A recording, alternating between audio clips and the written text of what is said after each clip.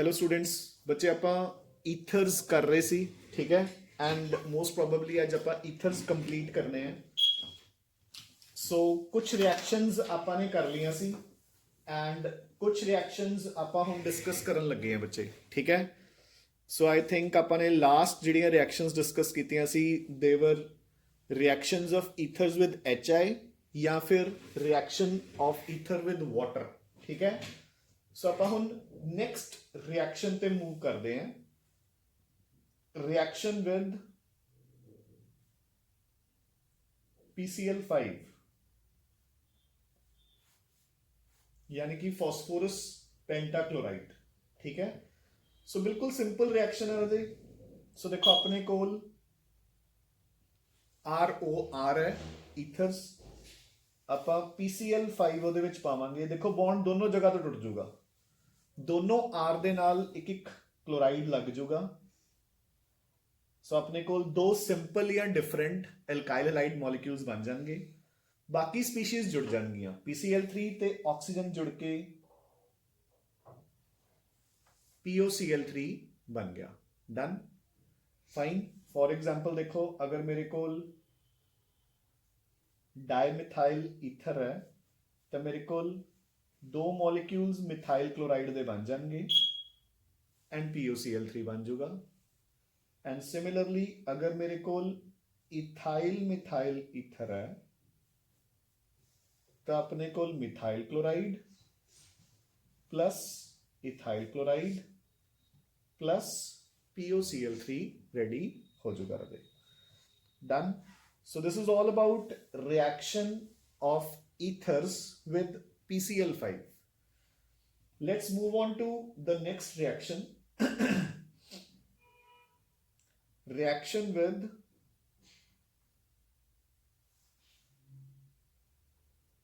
Acid chlorides या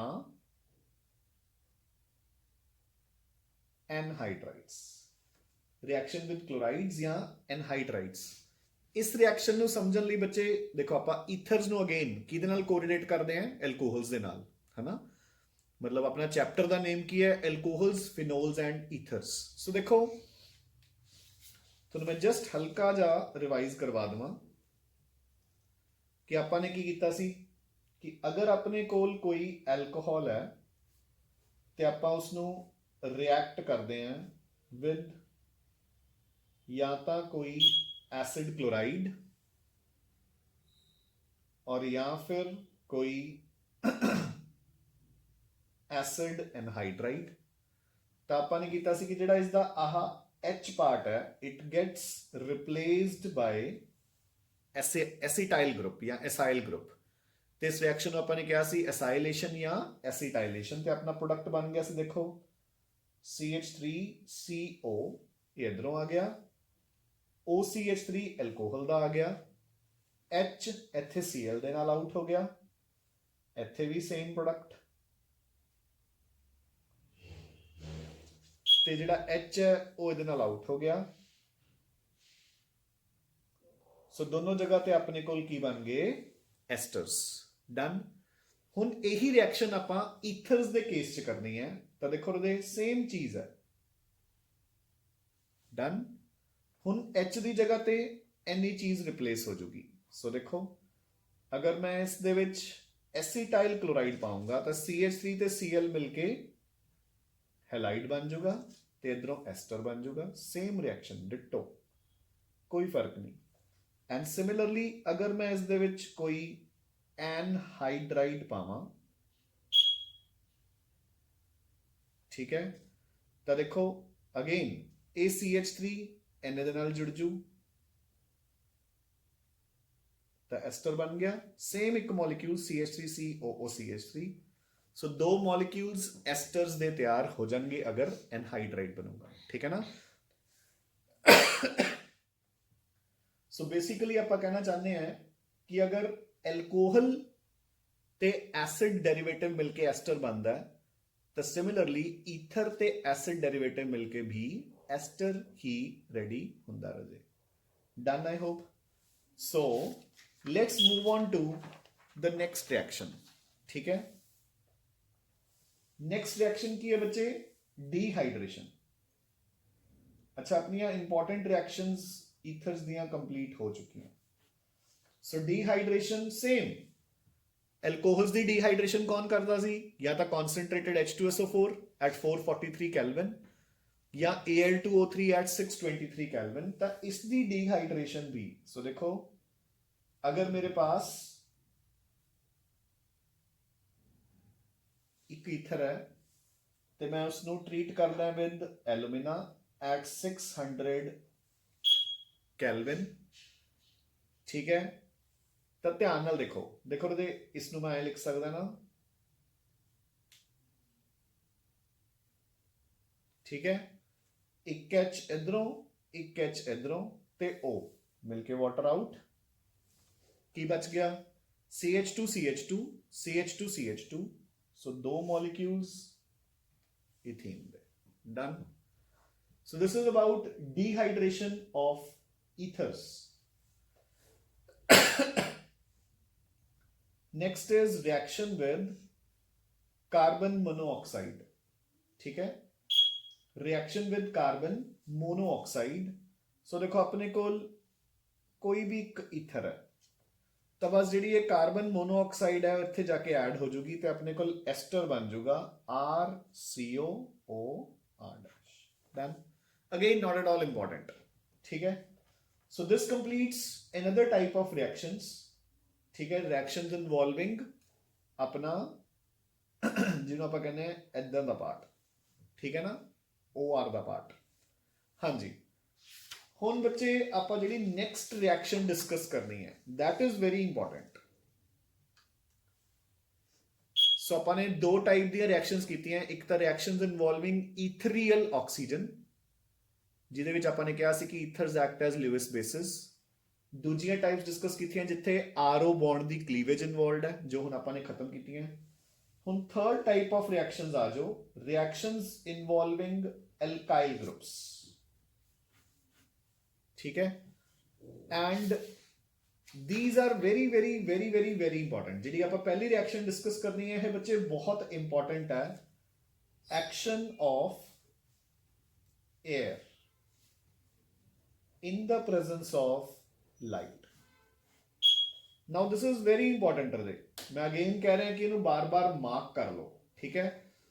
सो देखो रहे जिहड़े को अपने को ईथर्स हुंदे ने ROR डैश, ਜਦੋਂ ਤੁਸੀਂ ਇਸ ਨੂੰ ਲਾਈਟ ਦੀ ਪ੍ਰੈਜ਼ੈਂਸ 'ਚ 에ਅਰ ਦੇ ਨਾਲ ਐਕਸਪੋਜ਼ ਕਰੀ ਰੱਖਦੇ ਹੋ ਤਾਂ ਸਲੋਲੀ ਐਂਡ ਸਲੋਲੀ ਕੀ ਹੁੰਦਾ ਹੈ, ਦੇਖੋ ਜਿਵੇਂ ਆਪਣੇ ਕੋਲ ਬੇਸਿਕਲੀ, ਸੌਰੀ ਆਪਾਂ ਐਲਕਾਈਲ ਗਰੁੱਪ ਨੂੰ ਸ਼ੋ ਹੀ ਕਰ ਦਿੰਦੇ ਹਾਂ, let it be this is your diethyl ether, ਠੀਕ ਹੈ।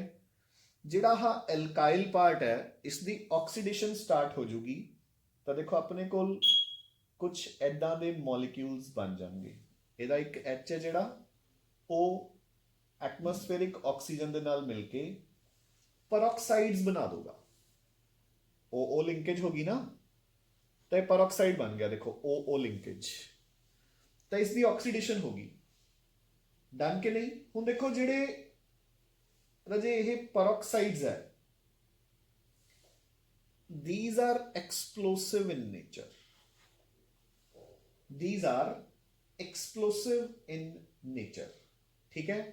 तो इसनू आपां अवॉइड करन लई इन्हां दे विच ऐड कर दिंदे हैं Cu2O, क्यूप्रस ऑक्साइड, ठीक है ना। क्यूप्रस ऑक्साइड है जिहड़ी, इट एक्ट्स एज, जिसनू कहंदे ने रजे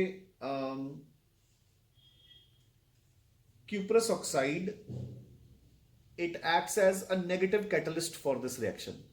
और इसी कारण ਜਦੋਂ ਆਪਣੇ ਕੋਲ ਈਥਰਸ ਬਹੁਤ ਟਾਈਮ ਤੋਂ ਪਏ ਹੋਣ, ਕਈ ਵਾਰ ਆਪਣੇ ਕੋਲ ਕੋਈ ਈਥਰ ਦਾ ਸੈਂਪਲ ਬਹੁਤ ਟਾਈਮ ਤੋਂ ਬਚਿਆ ਹੋਇਆ ਪਿਆ, ਠੀਕ ਹੈ ਨਾ, ਤਾਂ ਆਪਾਂ ਉਸ ਨੂੰ ਯੂਜ਼ ਕਰਨ ਤੋਂ ਪਹਿਲਾਂ ਟੈਸਟ ਕਰ ਲੈਂਦੇ ਆ ਕਿ ਉਹਦੇ ਚ ਪਰਆਕਸਾਈਡਸ ਬਣੇ ਹੋਏ ਆ ਕਿ ਨਹੀਂ ਬਣੇ ਹੋਏ। ਉਹ ਕਿੱਦਾਂ ਟੈਸਟ ਕੀਤਾ ਜਾਂਦਾ ਹੈ, ਆਪਾਂ ਉਸ ਨੂੰ ਫੈਰਸ ਸਾਲਟਸ ਨਾਲ ਟਰੀਟ ਕਰ ਦਿੰਦੇ ਆ, ਤਾਂ ਜੇ ਬਣੇ ਹੋਏ ਹੋਣਗੇ ਤਾਂ ਪਰਆਕਸਾਈਡਸ ਇਸ ਨੂੰ ਆਕਸੀਡਾਈਜ਼ ਕਰਕੇ ਫੈਰਿਕ सॉल्ट्स च कन्वर्ट कर देंगे तो ये रेड कलर अपने कोल सोल्यूशन का हो जाएगा, ठीक है ना। जे अपना सोल्यूशन दा सैंपल रेड हो गया ਫੈਰਸ ਸਲਫੇਟ ਨਾਲ ਟਰੀਟ ਕਰਨ ਤੇ ਤਾਂ ਇਟ ਮੀਨਸ ਆਪਣੇ ਕੋਲ ਪੈਰੋਕਸਾਈਡਸ ਬਣ ਚੁੱਕੇ ਨੇ ਤਾਂ ਜਿਹੜਾ ਉਹ ਈਥਰ ਦਾ ਸੈਂਪਲ ਹੈ ਉਹ ਖਰਾਬ ਹੋ ਚੁੱਕਿਆ, ਆਪਾਂ ਨੂੰ ਉਸ ਨੂੰ ਡਿਸਕਾਰਡ ਕਰ ਦੇਣਾ ਚਾਹੀਦਾ। ਸੋ ਗੱਲ ਨੂੰ ਸਮਝ ਆ ਗਈ ਬੱਚੇ?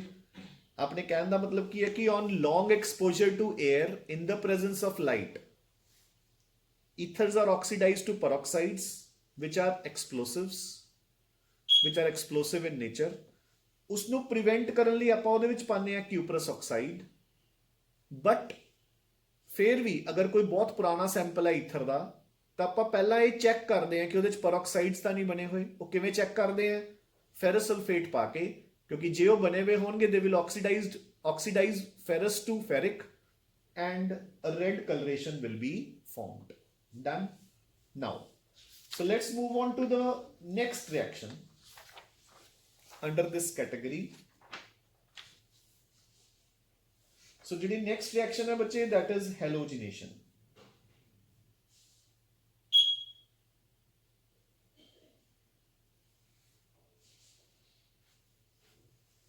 So बच्चे देखो halogenation च की है, आपने को suppose ether molecule है,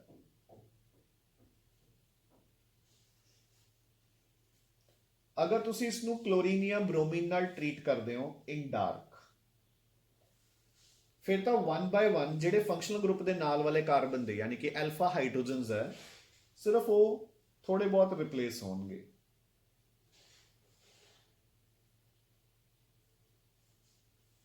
ठीक है, पहला एक रिप्लेस हो जाएगा फिर दूसरा रिप्लेस हो जाएगा इन 2 स्टेप्स। चलो आप कर ही लेने हैं। देखो पहला क्लोरीन इन डार्क, पहला अपने को आ चीज बन जाएगी, ठीक है, तो HCl आउट, एंड फिर फर्दर क्लोरीन इन डार्क तो आ चीज बन जाएगी। ठीक है, हाउएवर अगर तुसी इसी ईथर नू इसी क्लोरीन दे नाल ट्रीट करोगे in the presence of sunlight या यूवी लाइट, फिर अजे जिन्नियां भी हाइड्रोजन्स सोडे कोल हैगियां ने 1 by 1 they will be replaced by chlorines, फिर सारे रिप्लेस हो जाएंगे। डन। मोरओवर थोनू क्लोरीन भी किस च लैनी पऊगी? एक्सेस दे विच। Clear? So this completes your another type of reactions and let's move on to the last type now। ठीक है, जो आखिरी टाइप है बच्चे एंड आप बहुत बार कर भी चुके हैं, इलेक्ट्रोफिलिक सब्सटीट्यूशंस। जो भी इलेक्ट्रोफिलिक सब्सटीट्यूशन आऊगी तो किदी होगी? बेंजीन दी। सो यानी कि जेडे एरोमेटिक ईथर्स है आप वो पढ़ रहे हैं। सो बच्चे देखो ईथर्स दे विच कोई डबल ट्रिपल बॉन्ड नहीं है, so they will be ortho and para directing ते पंजो रिएक्शंस एग्जैक्टली नॉर्मल होणगियां। देखो आपने को सपोज एनीसोल है, सो पहली रिएक्शन तुसी हेलोजिनेशन कीती यानी कि bromination in the presence of acetic acid, तो अपने कोल एक ऑर्थो प्रोडक्ट बन जाएगा और एक पैरा प्रोडक्ट बन जाएगा। बिल्कुल नॉर्मल रिएक्शंस है। अगर तुसी नाइट्रेशन ट्राई की in the presence of concentrated nitric acid and sulphuric acid, तो अगेन एक ऑर्थो नाइट्रो एनिसोल बन जाएगा और एक पैरा नाइट्रो एनिसोल बन जाएगा। ठीक है, सल्फोनेशन ट्राई करोगे तो या तो SO3H ऑर्थो ते लग के बन जाएगा ऑर्थोमिथॉक्सी बेंजीन सल्फोनिक एसिड, या पैरा पोजीशन ते लग के बन जाएगा पैरामिथॉक्सी बेंजीन सल्फोनिक एसिड। अगर तुसी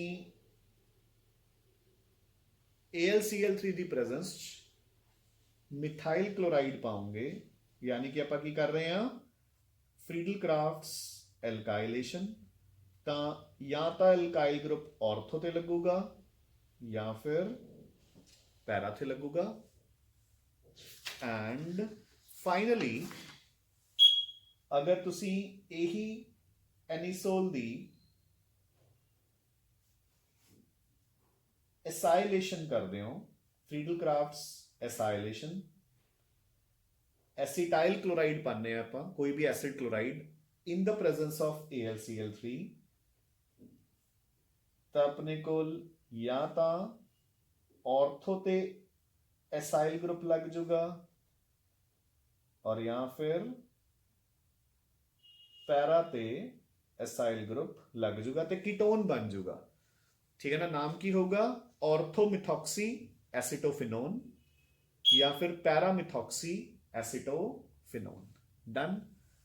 and this completes your ethers. ठीक है, सो ये तुसी कंप्लीट कर लेना बच्चे। ठीक है, and tomorrow will be totally off.